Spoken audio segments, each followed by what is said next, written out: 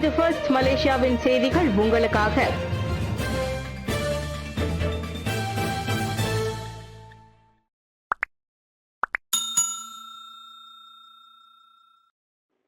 தொடரும் இஸ்ரேலின் வன்முறையாட்டம், ஐநாவில் இருந்தே நீக்க மலேசியா வலியுறுத்தல். இஸ்ரேலின் வன்முறையாட்டம் அடங்காத காரணத்தால் ஐநா அமைப்பிலிருந்தே அதனை நீக்க வேண்டும் என மலேசியா வலியுறுத்தியுள்ளது. பாலஸ்தீன மக்களுக்காக மட்டுமல்ல, ஒட்டுமொத்த மனித குலத்தின் நலனுக்காக அனைத்துலக சமூகம் இஸ்ரேலை ஒதுக்கி வைக்க வேண்டும். அதில் இனியும் காலம் தாழ்த்தக்கூடாது என சவுதி அரேபியாவில் நடைபெற்ற அரபு மற்றும் இஸ்லாமிய நாடுகளின் அவசர உச்சநிலை மாநாட்டில் பேசிய போது பிரதமர் டாக்டர் ஸ்ரீ அன்வார் இப்ராஹிம் தெரிவித்தார். பாலஸ்தீனத்தில் தொடங்கி லெபனன், ஈரான் வரை இஸ்ரேல் தனது வன்முறையை தொடருகிறது. போர் தொடுக்கும் இடங்களில் அப்பாவி மக்களை கொல்வதோடு அவர்களுக்கு ஐநா அனுப்பி வைக்கும் மருந்துகள், உணவுகள் மீதும் குறிவைத்துள்ளது.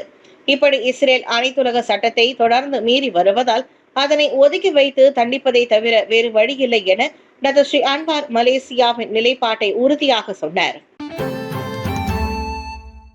வளர்ப்பு பிராணிகளின் பாதுகாப்பிற்கு சீரமைப்புகள் தேவை என விலங்குகளுக்கான 34 சமூக நல அமைப்புகள் கோரிக்கை.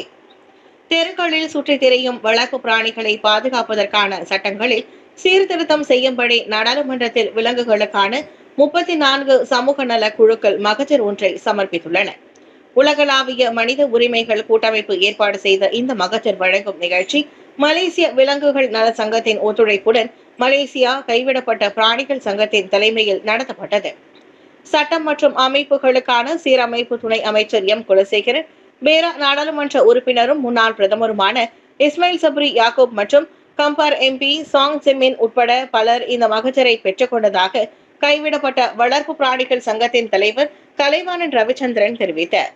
கைவிடப்பட்ட வளர்ப்பு பிராணிகளை மனிதாபிமானமற்ற முறையில் நடத்தப்படுவதை நிறுத்திவிட்டு நமது மக்களிடையே பிராணிகளின் தவறான நிர்வகிக்கப்படுவதை தடுப்பதற்கான பொறுப்புணர்வை வலியுறுத்த வேண்டியதை உறுதிப்படுத்த வேண்டிய நேரம் இப்போது ஏற்பட்டுள்ளதாக கலைவாணன் கூறினார். நாடு முழுவதும் விலங்குகள் நலனில் மனிதர்களின் செயல்பாடுகளை கண்காணிக்கவும், செயல்படுத்தவும் மற்றும் ஆதரிக்கவும் பிரதமர் துறையின் கீழ் ஒரு அமைப்பை அரசாங்கம் அமைக்க வேண்டும் என்பது உட்பட 8 முக்கிய கோரிக்கைகளை இந்த மகஜர் கொண்டுள்ளது. UPNM பல்கலைக்கழகத்தில் தொடரும் பகடிவதை, சிசிடிவி கேமராக்கள் அதிகரிக்கப்படும். காலட் நோடன். UPNM எனப்படும் மலேசிய தேசிய தற்காப்பு பல்கலைக்கழகத்தில் பகடிவதை சம்பவங்களை தடுக்கும் முயற்சியாக மேலும் அதிகமான சிசிடிவி கேமராக்கள் பொருத்தப்படவிருக்கின்றன. மாணவர் தங்கும் விடுதிகளின் அனைத்து பிளாக்குகளிலும் சிசிடிவி கேமராக்கள் பொருத்தப்பட்டுள்ள நிலையில் தேவைக்கேற்ப அவற்றின் எண்ணிக்கை மேலும் அதிகரிக்கப்படும் என தற்காப்பு அமைச்சர் டாக்டர் ஸ்ரீ காலிட் நோர்டின் தெரிவித்தார். கடந்த ஜனவரி முதலே மற்ற மூத்த மாணவர்களிடம் இருந்து பிரிக்கப்பட்டு 1ஆம் ஆண்டு மாணவர்களை தனியாக தங்க வைக்கப்பட்டார்கள். ஆனால் அக்டோபரில் எப்போது இஸ்திரி பெட்டியால் சூடு வைக்கப்பட்ட சம்பவம் அம்பலமானதோ அப்போதிலிருந்தே மாடி வாரியாகவும் அவர்களை பிரித்து விட்டதாக அமைச்சர் சொன்னார். இவ்வளவு முன்னேற்பாடுகள் செய்தும் நிலையை கைமீறி போனால் நடவடிக்கைகளும் இன்னும் கடுமையாகும். அதிகாலை 2 மணி ஆனாலும் 4 மணி ஆனாலும் பயிற்சிக்கு அழைக்கப்பட வேண்டியிருக்கும். அந்த விடியற் காலையில் அவர்கள் எழுந்து சீருடைகள் அணிந்தும் ஆயுதங்கள் ஏந்தியும் வரிசையில் நின்று பயிற்சிக்கு தயாராக வேண்டும் என காலிட் நோர்டன் எச்சரித்தார்.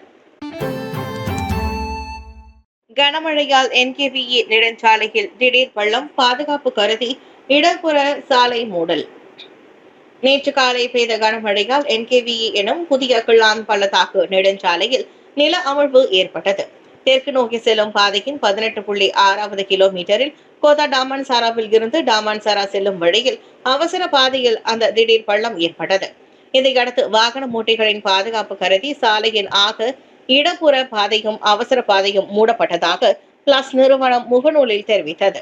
சம்பவ இடத்தில் போக்குவரத்து அறிவிப்பு பலகை அல்லது போக்குவரத்து கண்காணிப்பாளரின் உத்தரவுகளை பின்பற்றி நடக்குமாறு வாகன ஓட்டிகள் கேட்டுக் கொள்ளப்பட்டுள்ளனர்.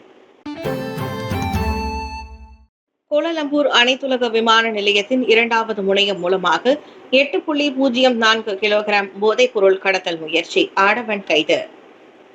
கோலாலம்பூர் அனைத்துலக விமான நிலையத்தின் 2வது முனையம் மூலமாக 2,57,300 ரிங்கெட் மதிப்புடைய 8.04 கிலோகிராம் ஷாபு போதைப் பொருளை கடத்த முயன்ற ஆடவன் பிடிபட்டார்.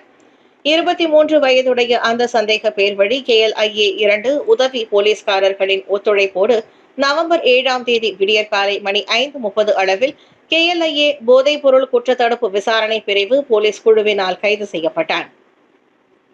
இந்த விவகாரத்தில் இருவர் சம்பந்தப்பட்டிருந்தனர். மற்றொரு சந்தேக பேர் வழி போலீஸ் கைது செய்வதற்கு முன் சபாவிற்கு சென்று விட்டார். எனினும் நாங்கள் கொடுத்த தகவலை தொடர்ந்து அந்த நபர் கோத்தகினபாலு அனைத்துலக விமான நிலையத்தில் கைது செய்யப்பட்டதாக ஸ்லாங்கூர் போலீஸ் தலைவர் டாக்டர் ஹுசைன் ஓமர் கான் நேற்று நடைபெற்ற செய்தியாளர் கூட்டத்தில் தெரிவித்தார்.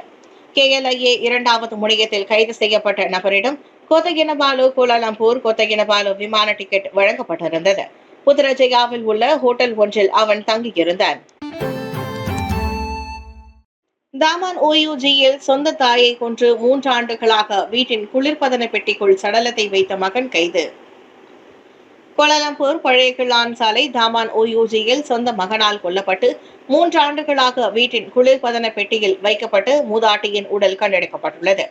பெரும் பரபரப்பை ஏற்படுத்தியுள்ள அச்சம்பவத்தை அடுத்து 50 வயது அவ்வாடவன் நேற்று உடனடியாக கைது செய்யப்பட்டார்.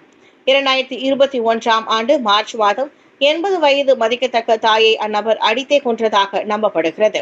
தாயின் சடலத்தை துண்டு மற்றும் பிளாஸ்டிக் பைகளில் சுற்றி குளிர்பதன பெட்டியில் வைத்துவிட்டார். தாயை கொன்றதையும் சடலத்தை வீட்டிலேயே வைத்திருப்பதையும் யாருக்கும் தெரியாமல் இப்படியே 3 ஆண்டுகளை கடத்திவிட்ட அவ்வாடவர் நேற்று காலை 9 மணிக்கு போலீசிற்கு அழைத்து புகார் அளித்துள்ளார். தனது சேமிப்பும் குறைந்து நாட்பட்ட நோயால் அவதியுற்று வருவதால் இனியும் உண்மையை மறைக்க முடியாது என்று எண்ணி அவராகவே போலீசை அழைத்து விவரத்தை கூறியுள்ளார். தாயின் சடலம் வைக்கப்பட்டிருந்த குளிர்பதன பெட்டிக்கு அருகிலேயே அமர்ந்திருந்த அவ்வாடவரை சம்பவ இடம் விரைந்த போலீஸ் கைது செய்தது. அதோடு குளிர்பதன பெட்டியில் இருந்து அவரின் தாயின் உடலை மீட்டி சவ பரிசோதனைக்கும் அனுப்பியது. பயனர்களுக்கு கூடுதல் தேர்வு இ-ஹெயிலிங் சேவையை தொடங்கிய லாலாமோ. பொருட்களை அனுப்பும் காரியர் சேவை வழங்குனரான லாலாமோ புதியதாக இ-ஹெயிலிங் சேவையையும் தொடங்கியுள்ளது.